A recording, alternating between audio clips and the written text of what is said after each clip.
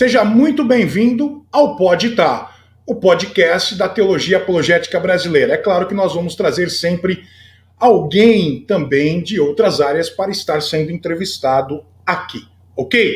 Já faz o seguinte, se inscreve, este é o nosso primeiro vídeo. E como o Mion faz, chegamos! É isso aí, meu amigo.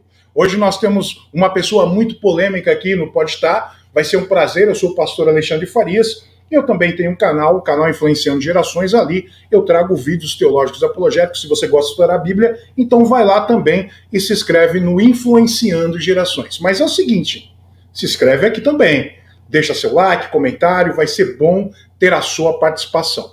Hoje eu estou aqui com um grande amigo e ele também vai trazer para você muitas informações. Quero fazer a apresentação antes de chamá-lo. Pastor João Flávio Martinez, ministro do Evangelho, pastor da Igreja Batista.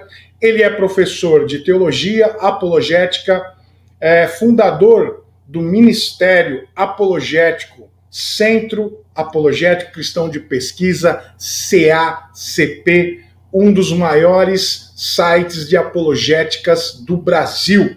Graduou-se em História e Teologia, pós-graduou-se em Cultura Teológica pela Faculdade Dom Bosco e, como pesquisador de religiões, se especializou no islamismo. É autor de vários livros, como Islã, sua influência nos grupos terroristas, Céu e Inferno, Para Onde Vão os que Morrem, Como Responder aos Argumentos da CCB, Sabatismo à Luz da Bíblia, Calvinismo Recalcitrante. Já deu para perceber que o homem fala de tudo. Também é coautor da Bíblia Apologética de Estudos, editada pelo ICP. Seja bem-vindo, o meu amigo João Flávio Martinez. Aê, meu jovem! Como é bom abrir o Pode Tá contigo. Seja bem-vindo. Olá, pastor Alexandre Farias. Muito prazer estar aqui. A iniciativa... Deixa eu ver se me acomodo melhor aqui no banco. Hoje o papo quando a gente começa a gravar, assim, tem que se assentar um pouco, né? E para mim é um prazer aqui inaugurar essa sua iniciativa, né? Esse sistema de podcast. É um sistema que as pessoas gostam muito de ouvir. E estamos à disposição aí para tentar responder as perguntas que você fará. Com certeza, vai ser um papo de amigo. Aqui é o Pode Tá, é um papo de amigo. Não é nada aquele negócio teológico, acadêmico, apologético. É um papão de amigo mesmo. E eu já quero saber o seguinte, João, te conheço há muito tempo, é um prazer estar com você aqui no Pode Tá, abrir o Pode Tá contigo. O pessoal te conhece da apologética, mas eles não sabem um pouquinho antes da vida, da sua vida, vamos dizer assim, antes de se converter. E aí, sempre nasceu em berço cristão? Na verdade, eu nasci num berço de um casal desviado. Meu pai e minha mãe eram desviados da Igreja O Brasil para Cristo. Houve um problema lá entre eles resolveram sair da igreja. E eu nasci, então, nessa atmosfera muito negativa de um casal desviado. Também havia o problema de que meu pai e minha mãe, eles viviam tentando se matar, né? Agressões físicas. Eu, quando criança, fui espancado, até violentado, sofri bastante coisas.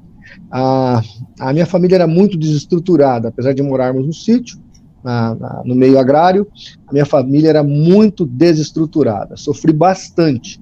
Só não sofri mais porque a minha avó, mãe do meu pai, ela me pegou para ela, né, me tirou lá da fazenda, do sítio. Como eu precisava estudar, eu já estava na 4ª série, eu estudei na escolinha agrária, né? Depois eu vim, então, para a cidade para continuar meus estudos, e aí eu comecei a morar com a minha avó. Foi a grande bênção da minha vida, porque daí a minha avó vai acabar ajudando no meu processo de conversão e me levando para a igreja. Mas então, quando eu estava na... Você era filho único? Não. Eu sou primogênito de 3 filhos. E os teus irmãos também sofriam tudo isso?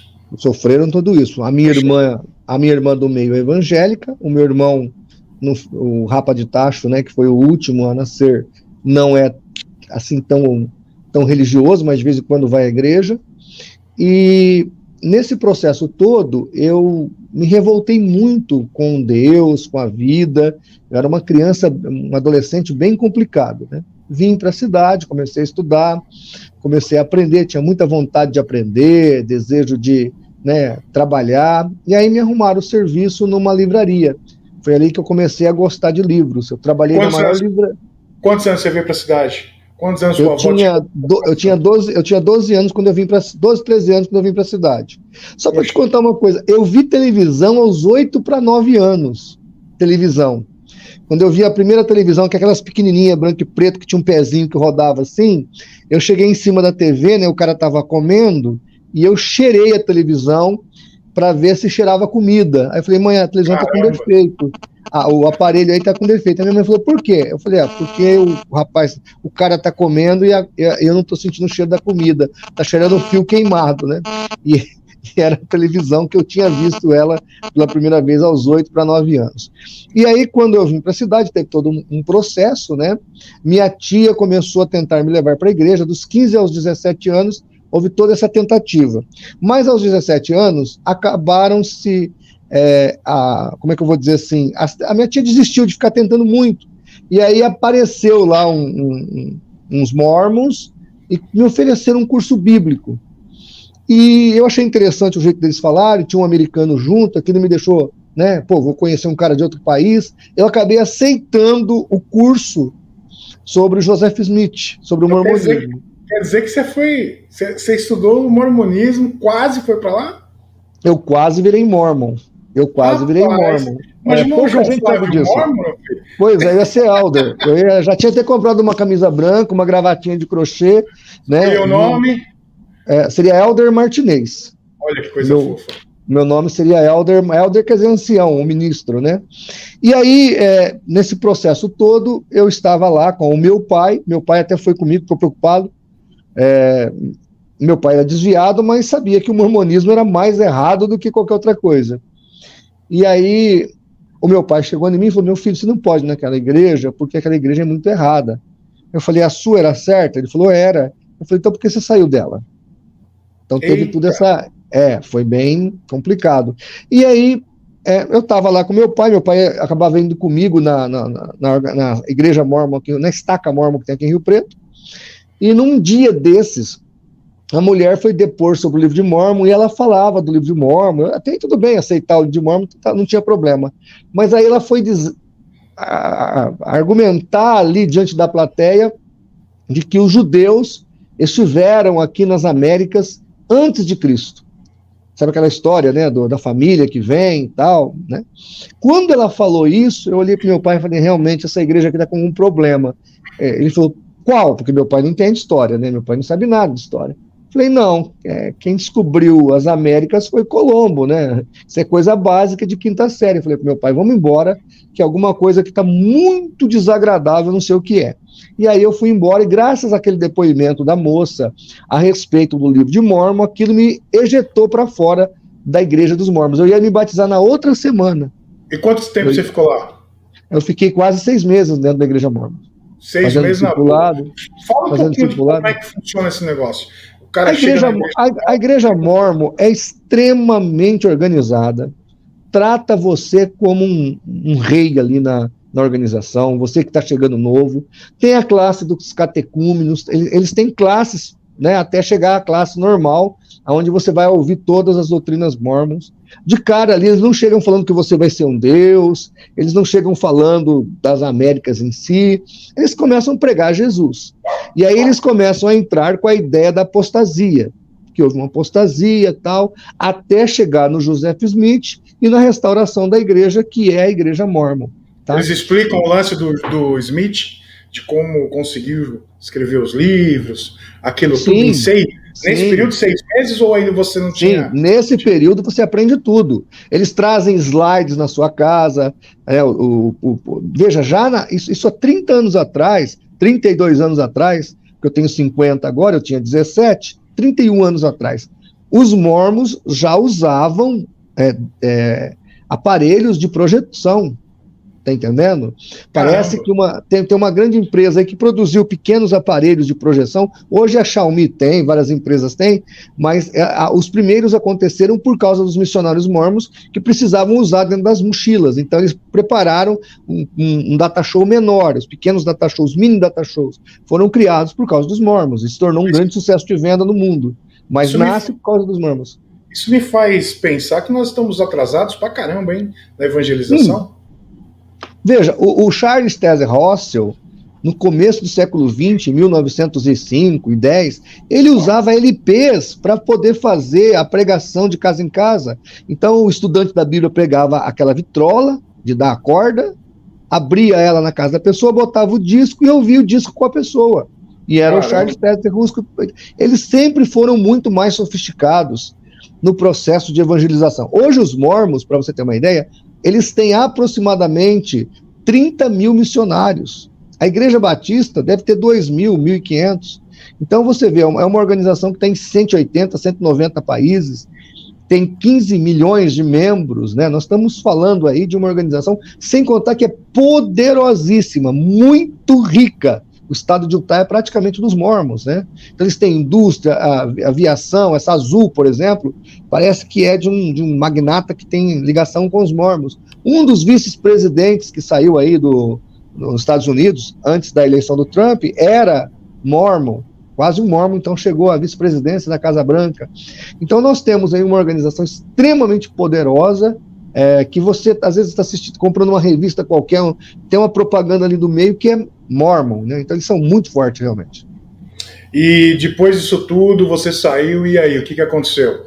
Já foi para a igreja cristã? Aí eu vim para a igreja da minha tia, que é uma igreja muito simples, é uma igreja evangélica bem pequena, e ali eu acabei aceitando Jesus, né? Ali começa a minha história. Depois dessa igreja, eu fui para a igreja cristã presbiteriana, que foi a mesma igreja que você também se desenvolveu como obreiro, pastor, né? E aqui em Rio Preto, com o irmão do pastor Daniel, que é o pastor Idequim, e ali o meu ministério começou a caminhar. Comecei com a evangelização. O trabalho era de evangelismo. Na igreja do pastor Idequim, ele atraía muita gente para a igreja. Ele sempre foi um grande avivalista aqui em Rio Preto. E aí, quando as pessoas chegavam ali, elas eram dispensadas sem mais nada. E eu implementei o trabalho discipulado lá na igreja do pastor, que até hoje funciona. E hoje eu sou pastor e não consigo implementar na minha igreja, embora eu faça discipulado, mas não tem aquela rede que tem lá. E eu treinei 40 pessoas, ou seja, 20 duplas, né? E confeccionei um catecúmeno da igreja, e a partir dali, os batismos da Igreja Cristã Presbiteriana se multiplicaram graças ao método de discipulado. Método que eu peguei um pouquinho do mormonismo, um pouquinho do jeovismo, quer dizer, eu peguei das seitas, né? Porque eu fui para a rua evangelizar. Assim que eu me converti, eu sou meio predestinado para esse tipo de coisa, né? Essa é uma coisa. Essa é uma coisa interessante. Essa é uma coisa interessante. Eu creio que há chamados entre os salvos aos predestinados para ministério, né? Desde quando eu cheguei na igreja, eu já sabia que eu não ia ser crente de banco, eu ia fazer a obra de Deus. E aí eu caminhei. E quando eu saí na igreja, o que eu encontrei? O adventista, quando eu saí fora da igreja, né? Quando eu fui pregar o evangelho, encontrei o adventista, o espírita, o católico, o macumbeiro, o ateu, o testemunha de Jeová, e etc. E na minha época... E você acha que naquela época o pessoal estava preparado para refutar as questões espíritas? Não havia nada. O primeiro livro de seitas que eu li foi do R.R. Soares, chamado Os Profetas das Falsas Religiões, ou os Falsos Profetas, na época chamava-se, né? Hoje eles mudaram o nome. E o livro do J. Cabral, Seitas e Heresias, eram os únicos materiais que existiam. A minha Bíblia, que eu tenho ela aqui guardada, é uma Bíblia quase toda destruída, que eu usava os lápis de cor, porque ainda não tinha saído as Lumicolor. As Lumicolor vai sair um pouquinho mais para frente, em 89 não tinha Lumicolor ainda. Então eu pegava lápis de cor, por exemplo, verde era a resposta às testemunhas, aos adventistas. Amarelo, às TJs. Vermelho, aos espíritas. Então, quando eu folhava a minha Bíblia, eu sabia pela cor qual é a seita que eu estaria refutando, porque eu sabia mais ou menos onde estava o versículo. Aí eu procurava o versículo ali e dava a refutação. Mas eu me tornei apologista, não é porque eu fui em alguma seita, só porque eu frequentei o mormonismo, não. É porque eu fui ao campo missionário. Quem prega o evangelho, quem vai para a rua, quem sai das quatro paredes da igreja, vai encontrar o adepto de seita. 95% dos brasileiros são religiosos. E mesmo 5% de ateus, você tem que refutá-los.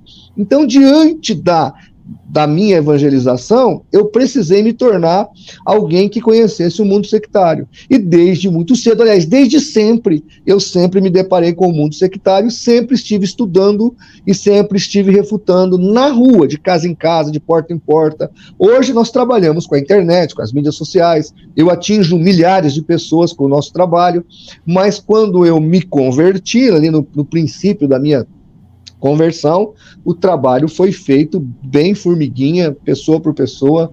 Nós íamos nas casas, orávamos por doentes, expulsávamos demônio, né? Fala um pouquinho dessa questão de como é que você organizou esse trabalho missionário e de evangelização, porque o que a gente sente falta hoje no meio evangélico, sei lá, eu sinto, é a preparação para isso. As pessoas não saem mais.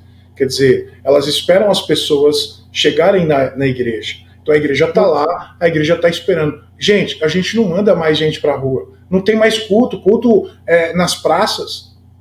Pelo menos aqui em São Paulo e São Bernardo, na eu acho que o grande segredo do discipulado e do evangelismo é o discipulado 1 a 1. Não é o discipulado grupo familiar, etc., que os caras tentam colocar ele como mágica, não, mas é o discipulado 1 a 1. Então você pega uma família da igreja para discipular um visitante da igreja que quer o curso bíblico. Essa família vai até a casa deles, é uma coisa agendada, ninguém vai invadir a privacidade das pessoas. Na verdade, é os mormons que agem assim, inclusive, viu, Alexandre? Você vai até a casa da pessoa, faz o discipulado, aquela pessoa, geralmente, vamos supor, é a esposa que veio para a igreja. O marido vai querer ouvir, os filhos. Às vezes você vai discipular a esposa, você batiza no final do trimestre, quadrimestre, quando você termina o discipulado, você batiza a esposa, o marido e os filhos. Já aconteceu comigo esse tipo de coisa. Então o discipulado, sem contar que o discipulado faz com que o crente seja um crente firme, convicto. Quando você vai para Hebreus capítulo 6 e você vê aqueles que apostataram da fé, que uma vez eram salvos e perderam a salvação, eles eram pessoas que estavam na parte rasa da vida com Deus. A Bíblia fala ali que eles não tinham profundidade, eles não se aprofundaram na experiência, eles começaram, mas não se aprofundaram. Eles entraram assim bem no princípio, né? Então, o que faltou para essas pessoas? Profundidade do conhecimento. Você pegando a pessoa, você discipulando o indivíduo, você traz para essa pessoa conhecimento, bagagem, e ali ela já se converte a Cristo. Dificilmente uma pessoa bem discipulada, ela vai se desviar no caminho. E aí a gente tem a ideia, né, que as pessoas que não te conhecem sabem que você atua na área apologética muito forte. Aí surge o CACP quando? O CACP, que é um site. Explica para o pessoal o que é o CACP. Bom, então, primeiro que a apologética na minha vida sempre aconteceu, né? Quando eu era pastor local aqui em Rio Preto, ainda sou, né? Mas quando eu comecei meu pastorado, a nossa igreja fazia um jornalzinho que chamava O Alerta. Falava do quê? De seitas. A gente entregava para os vizinhos, assim, ao redor da igreja. Então, eu sempre fiz isso. Aí, em 1997, eu fiz um congresso, na verdade, assim, em 96, eu achei uma revista Defesa da Fé na banca. Na ICP. Comprei, do ICP, comprei todas. Aí liguei para eles e marquei um congresso aqui em Rio Preto em 1997, final de 97, que o Paulo Cristiano veio assistir a palestra. Ele era da Assembleia de Deus e eu da Cristã Presbiteriana. Paulo Cristiano, Paulo Cristiano da Silva, pessoa que está ligado ao CACP também. Cofundador do CACP. Legal. Ele é cofundador do CACP. Então ali eu me encontrei com ele e aí trocamos umas ideias, falei, precisamos fazer alguma coisa e tal. Aí o Paulo falou assim para mim, rapaz, tem um rapaz lá na igreja que ele tá abrindo um sitezinho aí, ele recebe umas 10 perguntas por mês sobre seitas e ele não sabe responder. E ele queria que a gente assumisse lá esse canalzinho dele lá.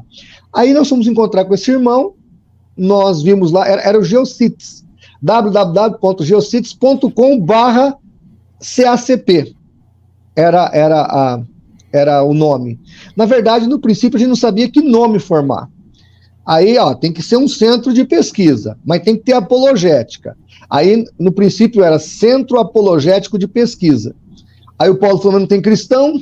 Aí ficou Centro Apologético Cristão de Pesquisas. Aí virou o CACP, tá certo? Aí nós nos reunimos na casa desse irmão, nós preparávamos os estudos e na madrugada eu publicava tudo no site, porque a internet era de graça da meia-noite às 6 da manhã, não sei se você lembra disso. Aquela internet de escada. Você lembra. Aquela internet de escada. E eu entrava nos sites das igrejas, porque não tinha Google, não tinha nada. Eu entrava no site das igrejas e aí eu pedia para os irmãos visitarem nossa página. A página começou a crescer. Foi quando, então, já em 2000, 2001, se não me engano, aí nós entramos no registro BR, que aí era o cacp.org.br. E aí começou o nosso trabalho de apologética, e hoje o CACP provavelmente é um dos sites de estudos teológicos e apologéticos que mais tem conteúdo na internet, com certeza. E mais acessado no Brasil. Com certeza. Não vou dizer que é o mais, não, porque tem caído muito, mas a última vez que nós comentávamos tinha 1 milhão de views por mês, mas já chegou a ter mais. Chegou a ter 3, 4 vezes mais do que isso. Com as redes sociais, os views do site estão caindo. Tá? E ele continua caindo, mas ainda continua sendo um ponto de referência, porque as pessoas, quando vai falar de apologética, citam o CACP sem sombra de dúvidas. Com certeza. Eu lembro, e eu não vou perdoar vocês, porque vocês tinham um fórum. E eu fiquei com um debate com o Bruxo durante, acho que de 6 a 8 meses, mais ou menos isso. Minha esposa lembra disso, porque eu tinha um computador no quarto, do lado da cama, ela dormia, eu continuava debatendo com o cara. Foram 6 a 8 meses no debate, e um dia, quando eu entro, sumiu o fórum, cara, eu quis chorar, eu não consegui nem printar aquilo tudo. Eu falei, cadê o fórum? Aí era um fórum nosso? É um fórum de vocês. Deve ser por causa daquele período em que nós debatimos com a Zenilton, ele nos ameaçou de processo. Pode ter sido. E depois ele vai processar. Ele processou agora. A liminar saiu em 2016, ganho de causa para ele. Era 50 mil, mas como era desde 2010 o processo, 2009, estava em 150 mil reais, 140 mil reais o processo, né? E aí foi uma luta muito grande, até que na segunda instância os 3 desembargadores arquivou o caso. Você sabe que quando os 3 arquiva, não consegue dar o passo para a terceira instância. Né?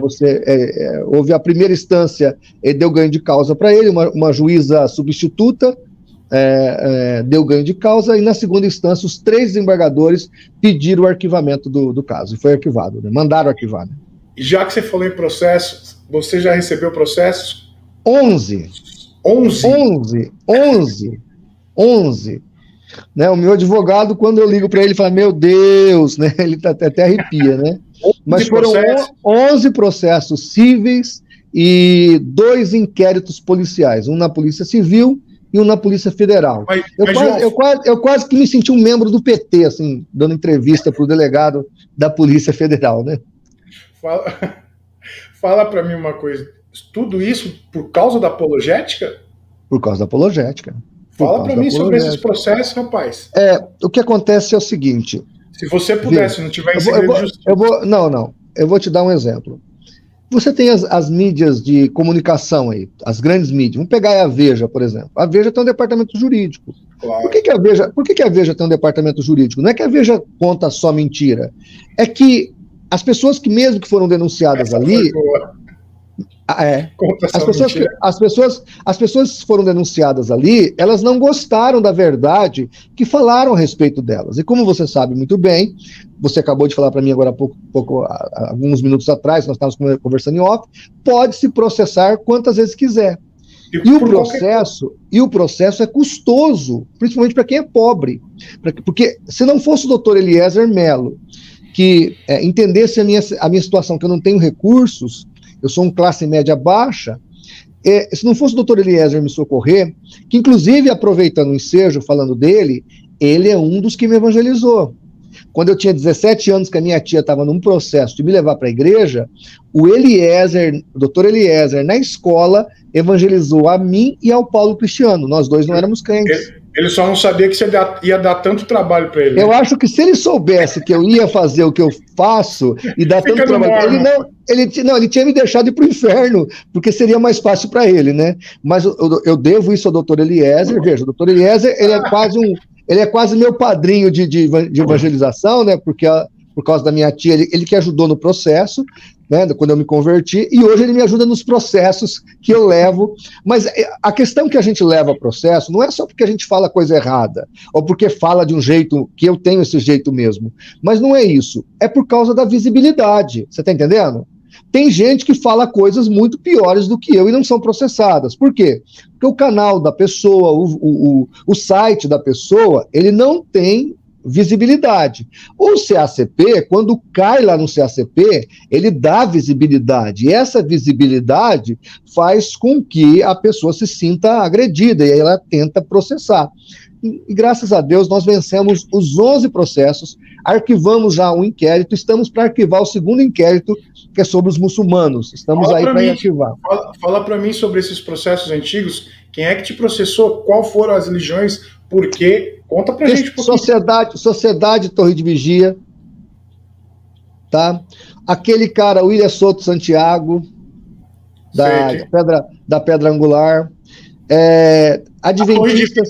A questão da Torre de Vigia, qual foi o foi porque nós fizemos a revistinha Vigiai, que é uma clone nós fizemos a Despertai, que é uma clone da Sentinela e da Vigiai, é isso, né? A minha Despertai, é isso aí, isso. Eu acho que era Vigiai, não é? A minha é Vigiai, estou fazendo confusão. Então, eles têm a Despertai e a Sentinela. E eu fiz a Vigiai, mas eu fiz num clone da revista deles. O cara que pegava na mão, ele não sabia se estava pegando uma revista da Sociedade Torre de Vigia ou se estava pegando uma revista que eu fiz, que uma outra instituição fez.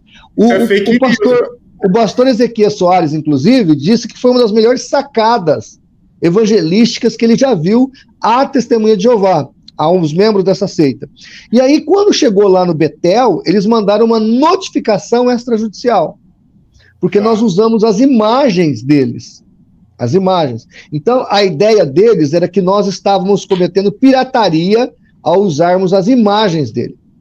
E aí o meu advogado, então, o doutor Eliezer, brilhantemente, veja, até então está extrajudicial, pediu o número do NPI, que fala, é o Instituto Nacional de Patentes.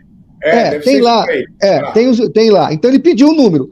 Eles têm o logo da Sociedade Torre de Vigia patenteado, só o logo patenteado. Mas o logo não é só a torre, o logo é a torre mais o nome. Eu coloquei dos desenhos da revista, eu coloquei assim, Sociedade Torre de Vigia, uma organização de falsos profetas, e a torre no meio. Então constitui um outro nome. Você está entendendo? Constitui um outro nome. Porque eu não sabia disso, você deve saber porque você está fazendo direito. Por exemplo, torre, espada, capacete, são símbolos universais.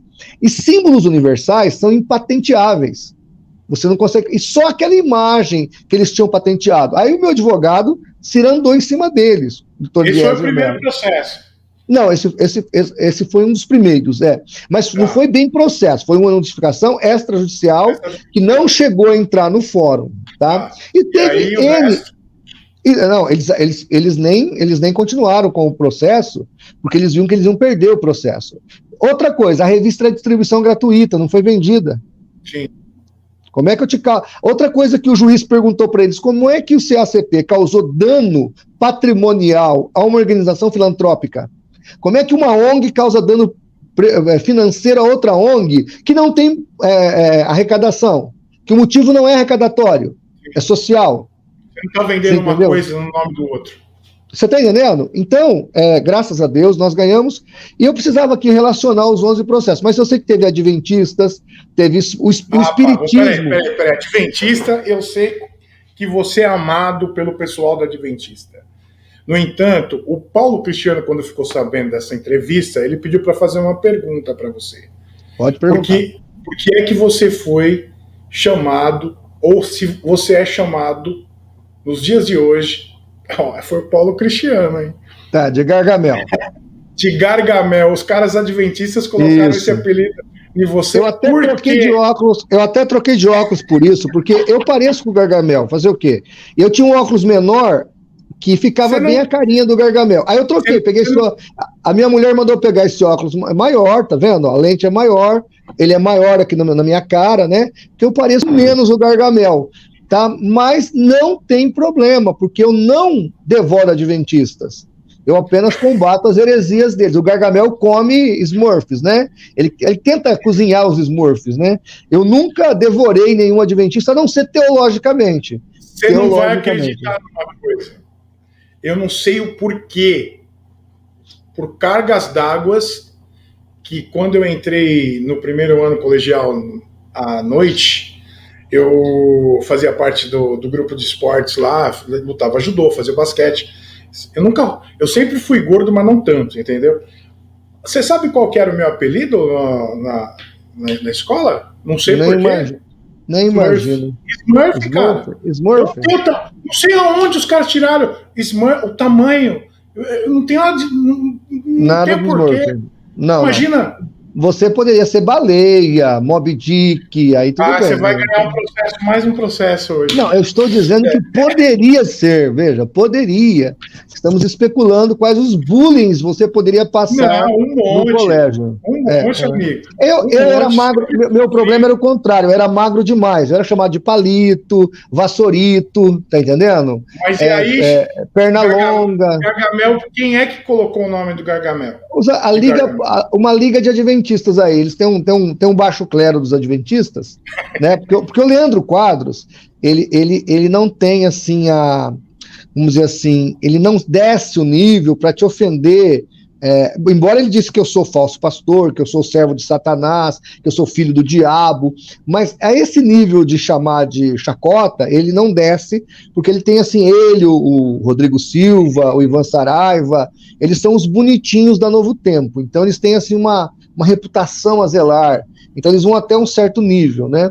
Mas comigo não tem problema. Oi? A gente sabe que você ama o Leandro Quadros, né? Mas eu não tenho raiva deles, muito pelo contrário, eu acho o Leandro Quadros uma pessoa que sofre muito, ele é doente com isso, literalmente eu acho, por causa dessas coisas que há no adventismo. Eu imagino que tanto o Leandro Quadros, quanto o Rodrigo Silva e até o Ivan Saraiva, né, tirando o Arilton não, o pastor Luiz, esses dois são mais fanáticos, mas eles gostariam que a igreja adventista fosse melhor. Eu até acredito nisso. Eles gostariam que a Ellen White sumisse do adventismo. Se tirasse Ellen White do adventismo, eles não precisavam fazer apologia, eles podiam ser mais tranquilos na hora de pregar o evangelho adventista.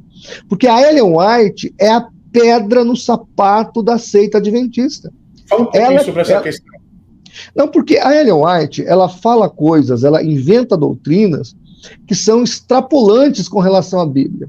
O juízo investigativo, por exemplo, é uma blasfêmia. É a doutrina de que Jesus não acabou a obra na cruz. Quando está escrito em João 19:30, está consumado, quando Jesus brada, ele usa o termo grego tetelestai.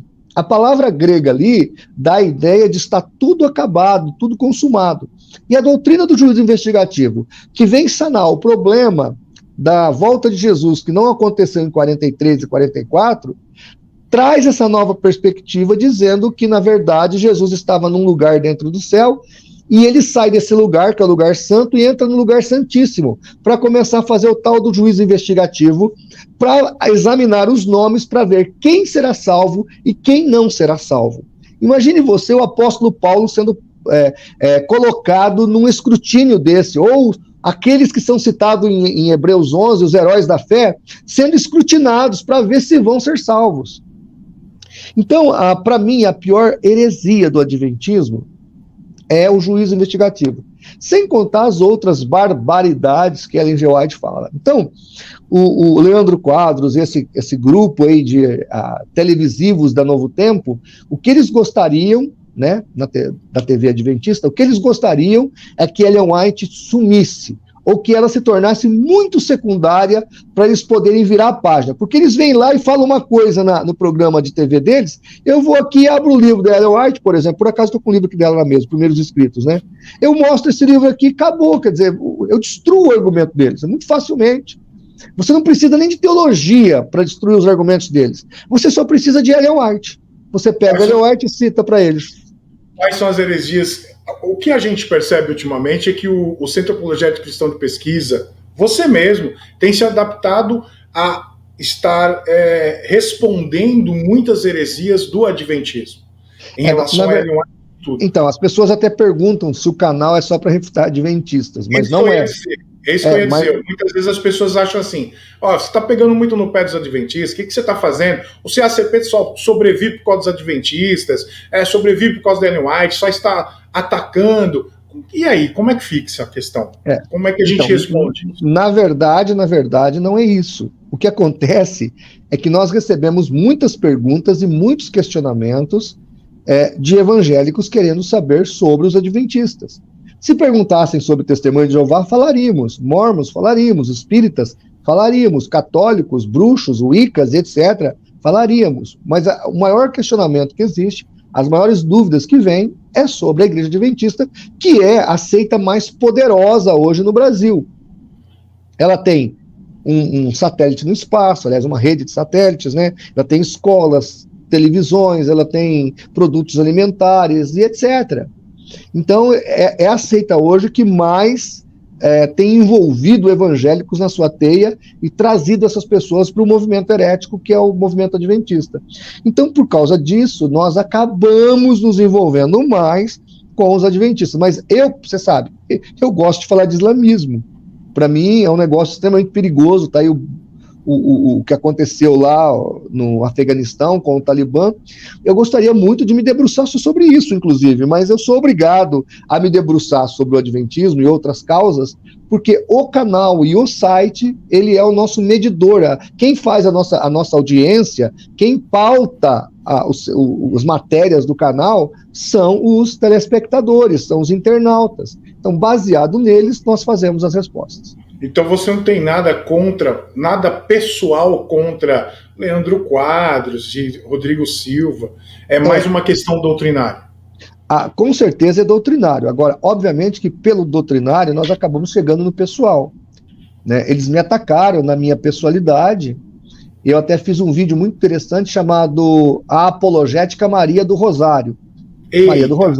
Maria do Rosário é aquela deputada desqualificada do PT, que dentro do Congresso Nacional ela vai em direção a um opositor dela e ele esbarra no indivíduo, ela que esbarra, e depois ela vira para ele e fala: que é isso? Você está me atacando. Então, para mim, a cena da Maria do Rosário fazendo isso é exatamente o que as seitas fazem, principalmente as 3 pseudo-cristãs, que são os mormons, as testemunhas de Jeová e os adventistas. Eles fazem exatamente isso. Eles atacam, eles agridem, eles chamam todo mundo de Grande Babilônia, de Filha das Trevas e etc. Aí quando alguém vai lá e pumba, dá no meio deles, aí eles, porque o Martinez está com ataque ad hominem, não sei o quê. Não, Leandro Quadros me chamou de analfabeto funcional. Aí ele ficou bravo porque eu falei, ele falou que eu precisava procurar um psiquiatra, porque eu sou analfabeto funcional e o meu ódio pelo adventismo tinha me trazido desequilíbrio, então eu deveria procurar um psiquiatra. Aí eu falei, olha, aqui no CACP, quando alguém tem problema psicológico, psiquiátrico e toma tarja preta, ele é afastado. Pelo que eu sei, não é o seu caso, né? Mas aqui nós somos diferentes, nós tratamos de outro jeito. Então, no CACP, não tem ninguém com problemas psiquiátricos ou tomando tarja preta. Pelo menos até hoje, eu não sei se o Paulo está tomando tarja preta, eu acho que não.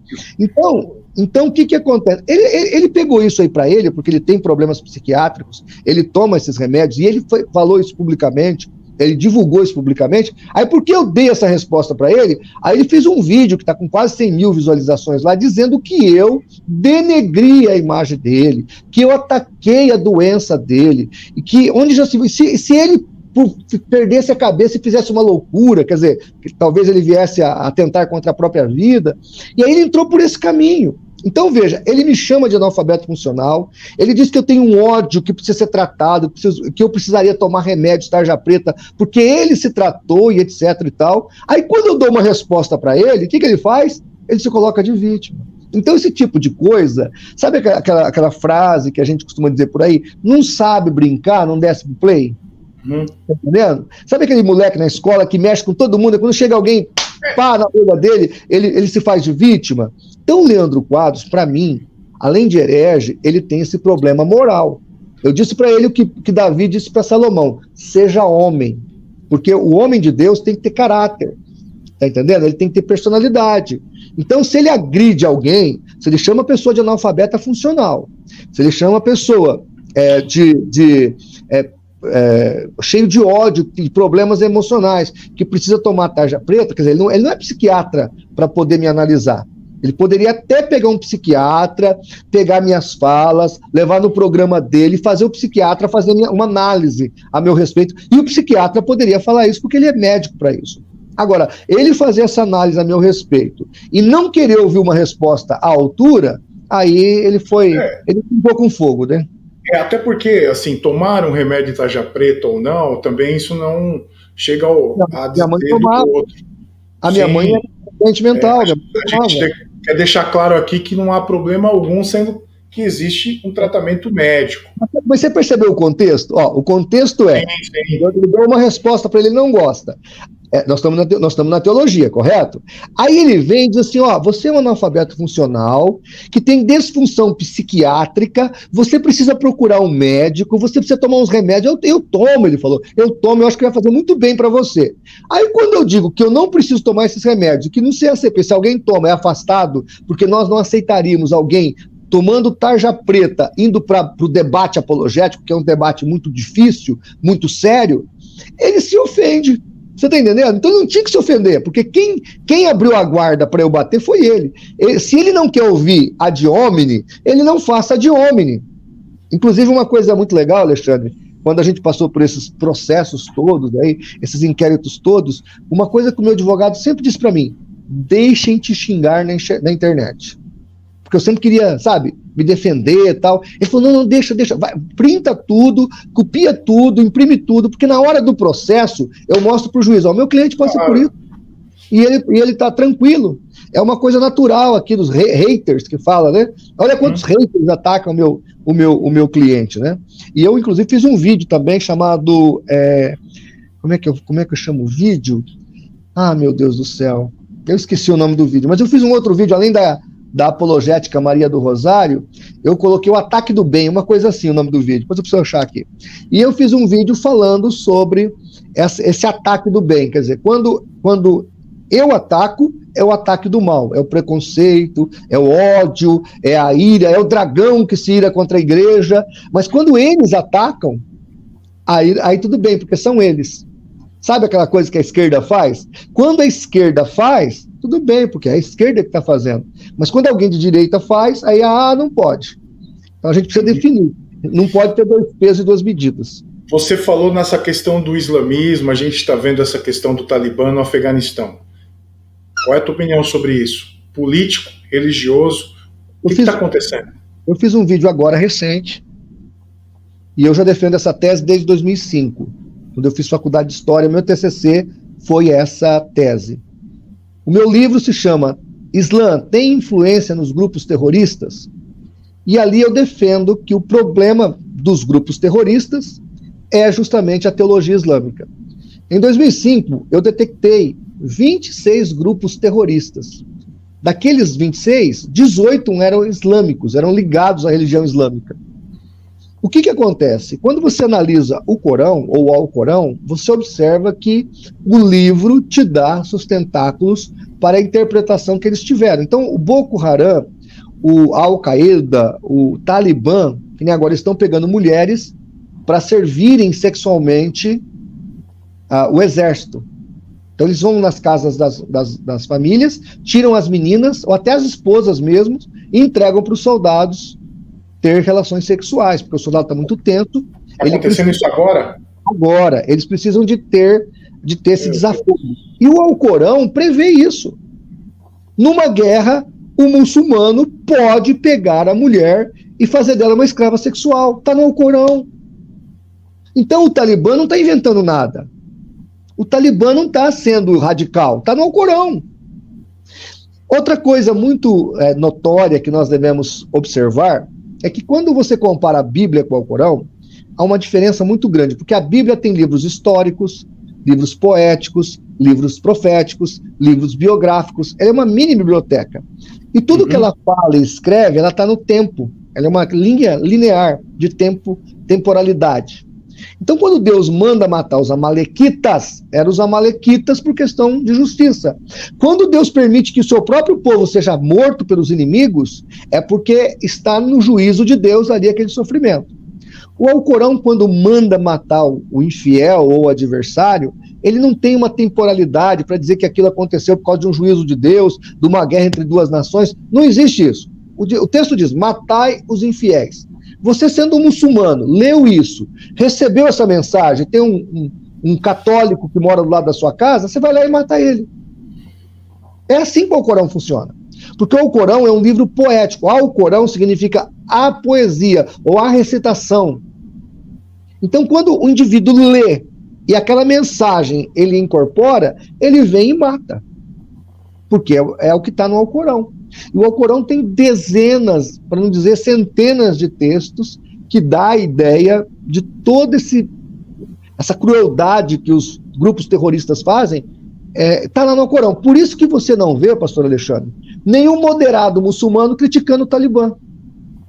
Dá um Google aí, procura para você ver. Você não vê. Só quando eles são provocados. Eles falam, não, aqueles lá não são igual a gente. Mas qual seria a ideia correta da comunidade muçulmana brasileira diante do que está fazendo o Talibã? Vinha a público, televisão, outdoor, cartaz. Nós somos muçulmanos, mas não somos iguais àqueles lá. Só que eles iam ser questionados com o Alcorão. Aí a pessoa ia pegar o Alcorão na mão e falar, mas está escrito aqui no Corão. Aquilo que o Talibã está fazendo, vamos supor que o líder muçulmano, o Sheikh Jihad Hassan, fosse dar uma entrevista e falar que não é igual. Se tivesse um jornalista com cérebro, que hoje em dia no Brasil está muito difícil, né? Esse jornalista com cérebro ia pegar o Alcorão e ler o que está escrito no Alcorão. E dizer, mas o Talibã está fazendo, está aqui, ó. Está dizendo para ter escravas sexuais. Por que você não tem? É você que está errado ou é o Talibã que está errado? Porque se está escrito no Alcorão, o Talibã faz e o muçulmano moderado não faz, quem é que está certo, quem é que está errado? Para mim está errado o muçulmano moderado. Por isso que os moderados ficam calados, porque se for apertado, eles sabem que está no Alcorão o que o Talibã está fazendo. E o que você achou dessa questão? Porque o que a gente tem de notícia geopolítica hoje é que a China, ela chega ao ponto de estar apoiando essa questão, me parece que eles até reconheceram o poder deles ali, como governo, e eu achei algumas coisas loucas na internet, que eu não sei como é que um cara consegue fazer isso, sinceramente, eu não consigo entender. Eu vi eu não sei o que era, um caminhãozinho lá de som, com um pessoal de esquerda comemorando essa questão do Talibã e dizendo, se os caras conseguiram expulsar o imperialismo, nós conseguimos fazer isso aqui no Brasil. É charopada, é loucura, é doideira isso. O PCO fez isso. Mas você tem que entender que os partidos de esquerda são os partidos da maconha, da erva, da liberação das drogas. A droga queima o cérebro. Aí o cara fala essas bobeiras aí que você está citando, né? Porque uma pessoa, para falar isso, é uma pessoa que tem problema mental. Não conhece o problema. Não tem jeito, não tem jeito. Não dá para inocentar o cara do PCO. Os caras são bandidos mesmo. Tá? E quando eu digo bandido é porque defende maconha, porque defende. Depois se você quiser cortar essa parte que eu tô falando, você corta, tá? Porque defende maconha, porque defende drogas, porque defende até pedofilia. Eles querem abaixar a idade de 16 para 12 anos. Você tá entendendo? Então agora ali no Congresso Nacional falando que, olha, não, nós temos que usar a maconha medicinal. Se hoje o cara é pego com uma trouxa de cocaína ou maconha, não, um saquinho de cocaína ou de maconha, se ele é pego com aquilo aí, ele fala que é pra ele, já não dá cadeia, você sabe disso? Você imagina se inventar uso medicinal. O cara vai ser pego com 1 quilo de cocaína ou 1 quilo de maconha, e ele, vamos pensar na maconha, né, que agora é a maconha. Ele vai dizer, não, é pro meu uso, eu tô pegando pro mês inteiro. Quer dizer, o cara vai traficar maconha e você não tem como coibir. Tá entendendo? Então, é um absurdo o que está acontecendo. Voltando para o caso aí do que você citou. O que acontece? Eles sabem que o que aconteceu ali, essa coisa só cola numa pessoa ignorante, que não conhece os fatos. O grupo Talibã, ele é um grupo extremamente violento, assassino, terrorista, tá? E faz isso com o Alcorão na mão, dentro da letra do Alcorão. Inclusive, Talibã quer dizer estudante, né? Então, eles fazem isso com a letra do Alcorão na mão. Até porque o Talibã, eu escutei o professor Roque falando, um cara muito que conhece bem nessa questão geopolítica, ele disse que esse grupo foi formado de água, acabou a água aí? A água acabou a entrevista. Imagina. Vamos lá, filho. Vamos lá que tem lenha para queimar. E o que acontece? O professor Roque ele chega a dizer o seguinte, que esses grupos foram formados por escolas religiosas, teológicas islâmicas. Esse grupo de pessoas, esses estudantes é que se formaram, aí se juntaram e formaram a questão do Talibã. Por isso que... Chama madraças. As madraças isso. São tipo internatos islâmicos. Isso. A criança aprende a ler o Alcorão, sim, vive o Alcorão o tempo todo. Para você ter uma noção de como o Islã é uma religião terrível, quando houve a guerra Irã-Iraque, entre sunitas e xiitas, o Saddam Hussein pegou essas crianças, as madraças, que tinham milhares, né, sem pai, sem mãe, botaram na frente dos soldados, assim, e botaram a molecada para correr. A molecada pisava nas minas terrestres, a mina explodia e o exército passava atrás. Eles chacinaram milhares de crianças. O líder do Iraque, que era como é que chama lá? Bin Laden? Não, do Iraque, que foi morto, foi executado. O Saddam Hussein. O Saddam Hussein. Então, o que acontece? Nós temos aí, isso tudo, gente, quem está nos ouvindo agora, não é exagero da nossa parte. Isso tudo está no Corão, está no Alcorão. Então, quando você pega o Boko Haram, Al-Qaeda, Talibã, Hezbollah, esse pessoal não está inventando uma teologia. Eles podem ter uma ideologia política também, mas eles estão dentro da teologia muçulmana. E o muçulmano supostamente moderado, que não faz o que eles estão fazendo, na verdade são eles que não estão observando o Alcorão. Eles que têm uma interpretação diferente. Só que no islamismo não existe quem dê a última palavra. Então cada muçulmano pode ter a sua interpretação. E é bem difícil lidar com isso. Não é fácil. Fala para mim os projetos que você tem para o CACP. Tem alguma coisa para vir? Tem algum projeto? Não ser preso, né? Esse é meu primeiro projeto. É não ser preso. Estou tentando lutar aí com a vida para não ser preso, né?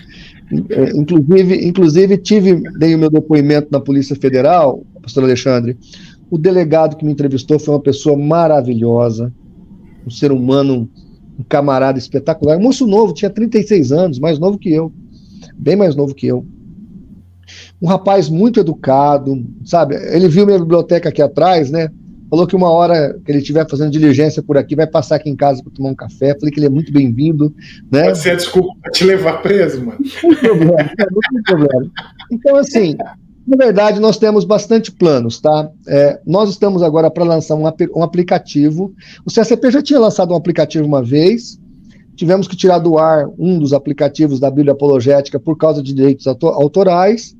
Depois o outro aplicativo ficou vencido, não, por falta de recursos, a gente não conseguiu atualizar, e agora o meu webmaster, ele alugou uma plataforma que você paga $60 por mês. É caro para mim, isso aí dá quase 300 e poucos reais, mas essa plataforma, pastor Alexandre, ela traz um app que ele está sempre atualizado com todos os celulares do planeta. É uma plataforma norte-americana, e nessa plataforma você pode, por exemplo, eu posso colocar o CACP dentro dela, o site, eu posso colocar o canal do YouTube dentro dela, e eu posso colocar dentro mesmo do aplicativo podcasts, vídeos. Veja, não é na plataforma do YouTube, é na plataforma do aplicativo. Tá entendendo? E aí esse aplicativo vai ser gratuito e vai ter ali alguns cursos de treinamento que nós estamos preparando alguns, eu já pedi até um para você. nós vamos criar alguns cursos de treinamento, e aí a pessoa com o aplicativo na mão, ela vai poder adquirir aqueles cursos, e ele pode fazer pelo celular mesmo. Mas serão cursos baratos, bem acessíveis, e um jeito da pessoa ofertar o CACP. Hoje, para você ter uma noção, eu gasto R$1.000 por mês para manter o CACP. Só o canal lá a máquina que eu tenho lá no Canadá, são R$450 por mês. Mais o alvará de funcionamento que eu pago do CACP na prefeitura, são mais 200 e pouco, que é uma dívida até antiga que eu tive aí, tive que acertar. E mais internet, mais contador, o balanço mensal do CACP, para eu manter ele funcionando, é R$1.000. Eu sei que R$1.000 é uma quantia pequena, para manter uma empresa, uma organização, mas para mim, R$1.000 é uma fortuna. E que não tem fundo, sem fim lucrativo. Exatamente. Eu não tenho renda. Eu não tenho renda. Eu tenho uma prebenda da igreja e eu não tenho renda. A prebenda não cobre meus gastos. Então eu não tenho renda. Então você imagina você ter uma dívida de R$1.000 por mês, além das suas dívidas atuais. Com R$1.000 por mês você compra uma casa, um apartamento, um carro importado. Tá entendendo? E eu tenho essa dívida para manter o CACP. Então, é uma luta manter. Então, esses projetos que estão vindo aí, do aplicativo e dos cursos, é uma tentativa de nós promovermos o conhecimento apologético através desses treinamentos e desses treinamentos que vão fazer com que recursos sejam gerados para o CACP. Vamos tentar, né? Legal. Vamos para um bate-bola. Eu preparei aqui um bate-bola aqui rápido. Pegou, chuta. Beleza? Tá. Vamos lá. Um livro da Bíblia. Um livro da Bíblia? Eu gosto de Hebreus. E um livro? Um livro? Rapaz, são tantos. Um livro. Você quer um livro? Um livro. Rapaz do céu, um livro. Meu Deus, são tantos livros. Meu Deus, agora você me deixou. Eu tenho uma biblioteca aqui atrás. Isso aqui é um livro. Um livro. O que você gosta mais que você está lendo? Qual que é o que te marcou? Diz aí, mano. São tantos livros que me marcaram, são tantos livros que me. A Gênese da Predestinação, do meu amigo Titilo. Quem? A Gênese da Predestinação. Titilo é o nome dele. Legal. É o sobrenome dele. A Gênese da Predestinação é um livro muito legal, porque ele, de uma maneira muito acadêmica, ele destrona o calvinismo completamente da sua teologia. Porque ele vai lá em Agostinho, ele faz toda uma pesquisa de onde veio essa ideia da predestinação sem o livre-arbítrio humano, né, sem a vontade humana a ser contada. Então ele começa ali, ele faz uma pesquisa fantástica. Então esse livro foi um livro que me tornou um dos meus livros de cabeceira. Mas tem também os livros do Elias, que ele escreveu, que são muito bons. Tem o livro do Dave Hunt, tem muitas obras aqui. É difícil para mim, eu tenho muita dificuldade com essa pergunta. Uma tradução da Bíblia. A trinitariana ou a de Jerusalém, sem sombra de dúvida. Antigo ou Novo Testamento? O Novo, né? Sem o Novo Testamento, você não entende o Velho. Uma referência do Antigo que você gosta aí? Moisés. Moisés é um grande legislador. Uma referência do Novo? O apóstolo Paulo. Eu gostaria de evangelizar um muçulmano. Eu nunca seria da igreja adventista. São várias, eu poderia falar mormon, espírita. Sabia. Teologia ou apologética? As duas coisas, não, elas são eu sei. Elas podem ser desassociadas. Né? Você pode ter um teólogo que não entende nada de apologética, mas você nunca vai ter um apologista que não seja um teólogo. Justamente. Mas teologia ou apologética? Apologética, então, nesse caso, né? Porque eu já vou ter a apologética me obriga a ter a teologia. Um livro teológico. Teologia sistemática do Norman Geisler. Um livro apologético. Um livro apologético, a todos do McGrand. McGrand também do. Ai, meu Deus, doutor. Norman Geisler. Não, peraí, pô, doutor. Dá para procurar aqui? Lenny Craig. Dr. William Lenny Craig. Todos os livros do Craig. Muito bom. Eu gostaria de debater com Leandro Quadros, mas ele cancelou o debate, né?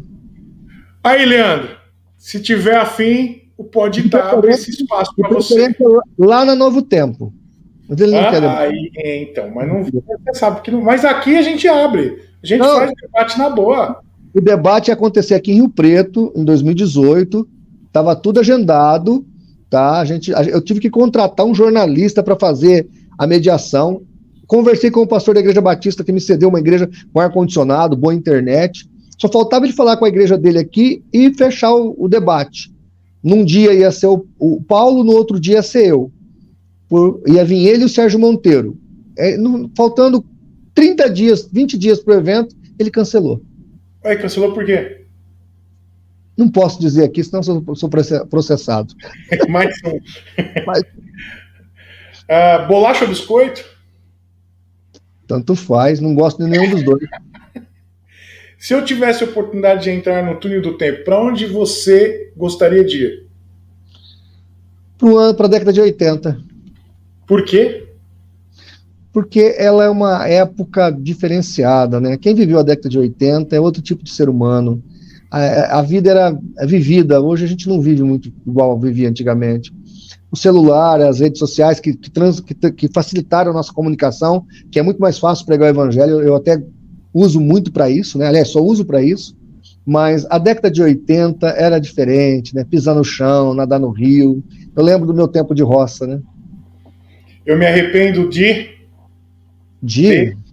Eu me arrependo de...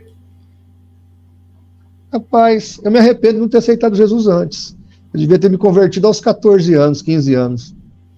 Se você escrevesse um livro agora, qual seria o tema? Qual seria o assunto? Eu estou escrevendo um sobre arminianismo. Olha aí, rapaz. Quem é que você gostaria de ver entrevistado aqui no Pode Estar? Eu gostaria que você entrevistasse o Joaquim de Andrade, porque o Joaquim de Andrade, ele não é como nós. Eu explico por quê, se você me dá um segundo. O pastor Joaquim de Andrade, ele não só é um grande conhecedor de apologética, mas ele é um cara que vai no campo. Ele viajou à África, ele viajou à América, ele viajou quase todos os países da América. Então ele teve envolvido, foi lá visitar essas pessoas de seitas, grandes líderes, ele conheceu vários líderes de seitas. Então, para mim, o apologista mais exótico que nós temos chama-se Joaquim de Andrade, um dos nomes a serem reverenciados. Talvez, você pode dizer, não, mas ele não seja tão catedrático como o Paulo Romero, que é uma pessoa maravilhosa, como o Ezequias Soares, que é doutor em hebraico. O Joaquim não teve tempo para esses doutorados todos, mas o Joaquim teve no campo. O Joaquim foi aonde nenhum apologista foi, nem o pastor Nathanael Rinaldi, que é o discipulador do Joaquim, que foi o pai na apologética do Joaquim, foi até onde o Joaquim foi. Então, para mim, hoje, no Brasil, é o pastor Joaquim de Andrade, o grande nome da apologética brasileira. Será entrevistado pelo Pode Estar. João, deixa um recado aí para o pessoal, fala do site também, fala do canal do CACP também, que eu quero agradecer você, porque você tem colocado os meus vídeos ali também, tem levado as pessoas a conhecer o meu canal Teológico e Apologético do Influenciando Gerações, que é um parceiro. O CACP sempre foi parceiro, né? Eu sou grato. É sempre desde quando o CACP era site só. Se você lembrar, o teu nome está lá como um dos escritores do CACP. Tem vários artigos lá. Então a gente sempre admirou o seu trabalho. O seu trabalho é singular, porque você também dá palestra sobre espiritismo, bruxaria e também coisa para criança, essa questão de desenho animado, bruxaria para criança. Então, você faz uma apologética singular, voltada para esse assunto e muito importante para o campo apologético. Bom, o que eu deixo aqui de recado para os nossos telespectadores é que estude mais a Bíblia, conheça mais a apologética, aprenda mais o conhecimento para poder compartilhar o Evangelho, tá ok? Apoie aqui o teu canal, os canais, os apologistas. Se puder, você que está me assistindo aí, é de alguma igreja, um líder de alguma igreja, quiser adotar um apologista, a gente não custa nada. É como se você adotasse um missionário. Você manda R$50 por mês lá para o campo missionário. Se você mandar para qualquer apologista que você conhece, está fazendo um bom trabalho, pegar o Pix dele, mandar lá R$10 por mês, já é mais do que suficiente. qualquer oferta que você puder nos ajudar. O nosso trabalho, ele não é subsidiado pela igreja. Não existe uma igreja evangélica no Brasil que tenha um departamento apologético que a denominação cuida. Não existe isso. Não existe. Então, você que está me assistindo, se puder nos ajudar, pastor Alexandre, a mim, qualquer um de nós, adotar o pastor Joaquim de Andrade, vou ligar para o Joaquim aí, vou pegar aí o zap dele, o Martinez, nos ajude, porque nós estamos aqui lutando com poucas forças contra impérios milionários. Sem dúvida, sem dúvida. Milionários, que têm dinheiro para fazer a defesa deles com toda a pompa do mundo. Então, esteja sempre orando por nós e divulgando nosso trabalho. E muito obrigado, doutor. Imagina, é um prazer. E a gente sabe que quando estoura uma bomba dentro de uma igreja, o que é a bomba que eu estou dizendo? É teológica, é quando as pessoas não sabem lidar com alguma religião, eles buscam quem? Um apologista. Então, nós somos os bombeiros que apagam o fogo das seitas e heresias. Essa é a realidade. Então, é isso aí. João, obrigado pela sua participação aqui no Pode Estar. Com certeza esse vídeo aí vai... Não esqueça de editar o nosso vídeo, você vai editar depois, não vai? Vou nada, vou jogar tudo no ar, filho. Bom, se eu for preso, a culpa é sua. Não. Se eu for preso, eu falo que eu tenho que estar na mesma cela que você. Graças, então. Deus abençoe. Obrigado, João. Deus abençoe. Fique na paz. Deus abençoe. Bom, pessoal, esse foi o Pode Estar. Eu quero falar algo para você. Existem canais parceiros. CACP é um deles. E também o Influenciando Gerações, tá bom? Vai lá, se inscreve no canal Influenciando Gerações, é o meu canal, tá? Ali eu dou estudos teológicos, apologéticos, respondo a seitas, heresias, e ali você vai aprender a Bíblia de uma forma muito legal e descontraída na linguagem que você entende. Eu agradeço você de estar conosco aqui no Pode Estar. Gostou? Quem é que você quer que a gente entreviste? Qual é o papo? Qual é o assunto? Diz aí nos comentários. Deixa seu like, tá bom? Vai ajudar muito o canal. Deixa seu like, se inscreve, é de graça. Compartilha esse vídeo e em breve a gente vai ter mais pessoas aqui no Pode Estar. Pode Estar, o podcast da Teologia Apologética Brasileira, e com certeza vai ter muita polêmica. Deu para perceber. Valeu, gente. Deus abençoe.